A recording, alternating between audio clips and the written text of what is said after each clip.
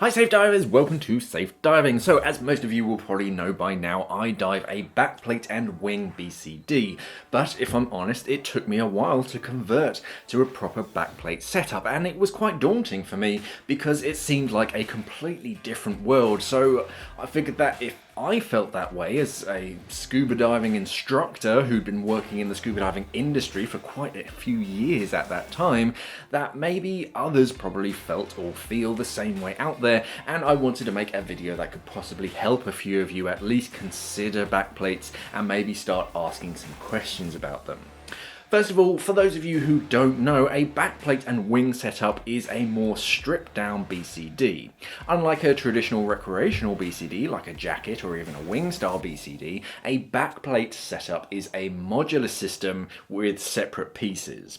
Recreational BCDs will all be a single thing that usually just sort of comes fully assembled. As a metaphor, a recreational BCD is a lot like a car that comes straight off the production line. They come in a whole bunch of different colours, but the model itself doesn't really change that much. A backplate setup is more like a hot rod or a kit car that you buy the parts for and put together yourself. Because of this, you can build something light and fast or heavy and tough. You can make whatever you like and it will be just yours, to your specifications and more importantly, your size. Sure, you can get different sized BCDs that fit you, but everything on them is fixed, so you have to have that D-ring there and you have to have that pocket. But let's take a moment to think about backplates, their pros and their cons of someone basically who spent some time in both camps.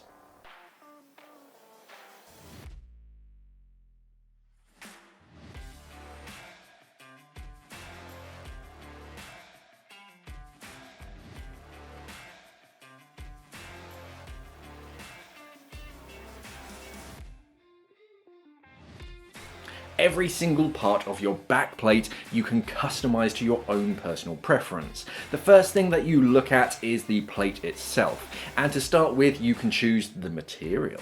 So the two standard materials are steel and aluminium. Steel is strong and pretty heavy, so it creates a solid mounting point for everything, and it creates a bit of trim weight nice and close to your body so that you can take a bit of lead off of your weight belt. Aluminium is a lightweight alternative for traveling, or if you just don't need as much lead, then it's a good alternative. And then you can even switch it up to anything from titanium to carbon fiber as well. And you can find standard plates and skeleton plates to try and save some weight as well.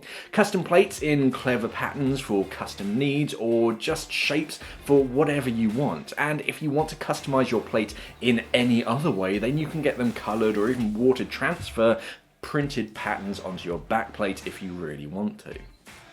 But with just a backplate, you just have a sheet of metal.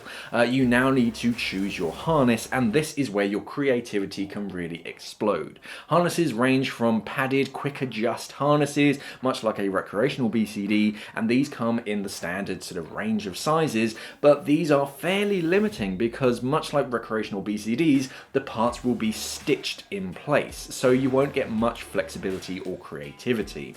The other end of the spectrum is a single piece harness, which is the preferred by advanced divers, because despite it being just a single piece of 2-inch wide webbing, you have full control over exactly how long this shoulder strap is, how long that shoulder strap is, and how long each side of your waistband is, how long that side is, and more importantly, where and how many D-rings exactly are. So it's not just a piece of 2-inch webbing, it is a custom harness for you and exactly what you need, and something that you can change at a later time if you want to add or remove something later.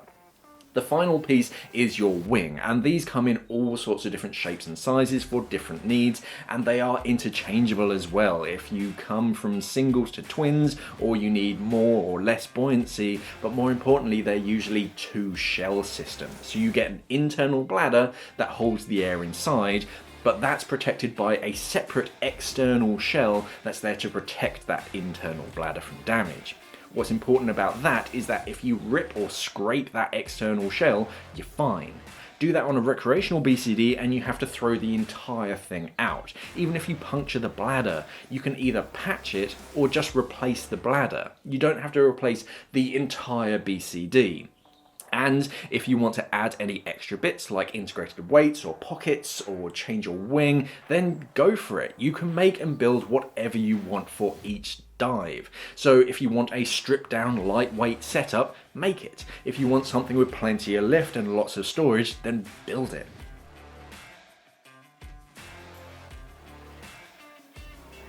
The first downside is that you kind of need to know what each part does and what and which one you should invest in. And if you've only ever known recreational BCDs, this can feel really complicated and daunting. And you don't really know if you've bought all of the little bits that you may need to assemble a complete system. And you don't want to be that diver that kind of shuffles awkwardly into a dive center and embarrassingly asks what they need. Only that's actually the best place to go. And if you come across an instructor or even a dive center that makes you feel bad, then they're a bad dive center. Most instructors should jump instinctively and they just want to help you be a better diver. So yeah, it can take some time to look at each of the bits and decide which you need, not want, but need, and then you have the fun of finding out if the parts are even compatible. You see, equipment manufacturers don't like it when you buy someone else's gear, so they sometimes make it so that the only wing that will line up with their backplate is one of their wings. Now, let's be fair, sometimes this is just because they don't exactly discuss their product designs with their competition. Sometimes you can get lucky though, and modern designs are becoming a bit more universal, so you can get a harness from one place, a backplate from somewhere else, and a wing from another place, but you do still run the risk of picking up stuff that simply doesn't line up and doesn't fit together. But you've got all of the bits that you need now and they all fit together, only unlike a recreational BCD that just comes assembled in the bag ready to go diving, you kind of need to build your BCD. But I look at this part like building Lego. You wouldn't buy a fully assembled Lego set, would you? I mean, there might be some people that do, but the fun is in actually building it. And to be honest, it's not that much of a pain or even that complicated. It's just a matter of being methodical and taking your time. Threading your harness will take you a good afternoon to get just right, because you're going to be fitting every single D-ring, then putting the thing on, moving it half an inch down, and then putting it on again.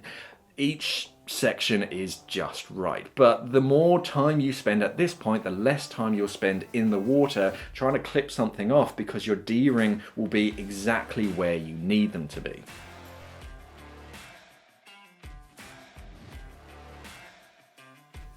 Recreational BCDs are made for single 12-litre cylinders, and that's about it really. That's what most divers dive with, and that's what they're built for. Because of that, they're built with a plastic backplate. Because that's all you really need, to be honest. It's lightweight, it's cheap, and it does the job. Only plastic will bend, it'll twist, and even crack under strain and especially heat. If you leave your BCD out in the sun to dry off, don't be surprised if a plastic part has misshapen in the heat. But if you want to mount anything more than just a single 12-litre tank, then you're gonna need something metal. And once you bolt your tanks onto your backplates, they are rigid and they don't move or sway. Whether you sort of mount a single tank or twins onto a metal backplate, it's going to be a much stronger mounting point for all of your kit than just a plastic backplate. And then we get onto failure points. Now this bit is going to get a little bit preachy because I was taught to look for failure points in everything, and this isn't made to make regular BCDs look bad, but there are failure points all over them. The biggest failure points on recreational BCDs are going to be the pinch clips. Just moving parts made from plastic that interlocked are just going to wear out and break eventually. But if you opt for a single piece harness, then you only have one quick release on your waist as a failure point. You have to go some to accidentally wear through a 2-inch webbing strap without knowing about it. Backplate setups are made with a more robust diver in mind. The materials will usually be thicker, so they last longer and can withstand more abuse than a recreational BCDs. Recreational BCDs are often lean, they lean towards sort of weight-saving alternatives now. You may get 1 or 2 BCDs in their entire range that are made for diving at home, but their real focus nowadays is on traveling divers, because most of us travel to go diving, or at least we used to, so the dry weight of a BCD is often a big consideration now when buying a BCD, so the manufacturers use thinner materials. But you could drive a truck over a lot of backplate and wing systems. Not that that comes up too much in my experience.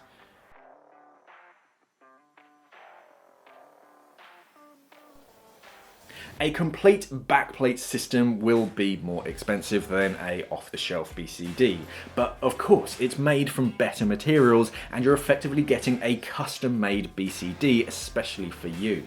In the long run, if you're going to be serious about your diving, then a backplate system is going to work out cheaper because the parts that you'll be replacing will work out cheaper than buying a completely new BCD every single time. So your capital cost will be a bit higher, but not significantly higher. If you're clever and you don't go for solid gold D-rings, then a backplate system won't be prohibitively expensive. Even if you do trick it out a little bit, it still won't be as expensive as Atomic's newest BCD. But yeah, if you're still in the realms of not investing too much in your own dive equipment, then backplates are probably a step too far for you.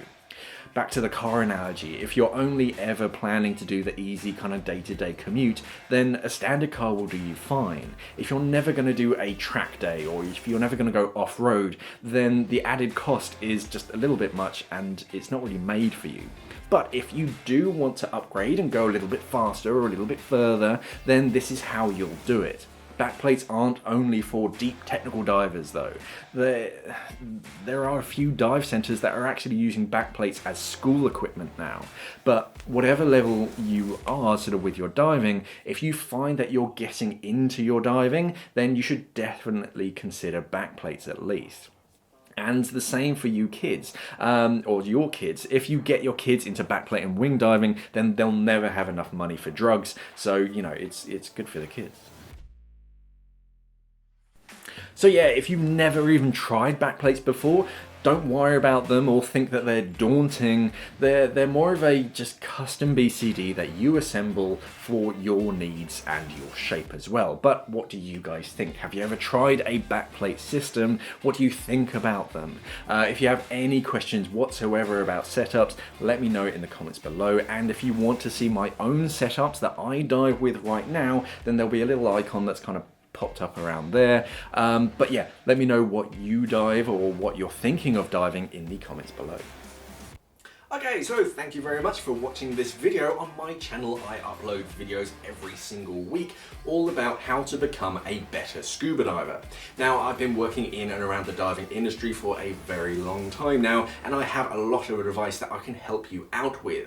So if you need any help or advice with anything to do with scuba diving, just let me know in the comments below and subscribe to my channel because I'll probably make a video all about it to help you out. So you can click here to check out one of my latest how-to videos to upgrade your equipment and your diving, and click here to check out one of my scuba diving advice videos. Thank you for watching, and of course, safe diving.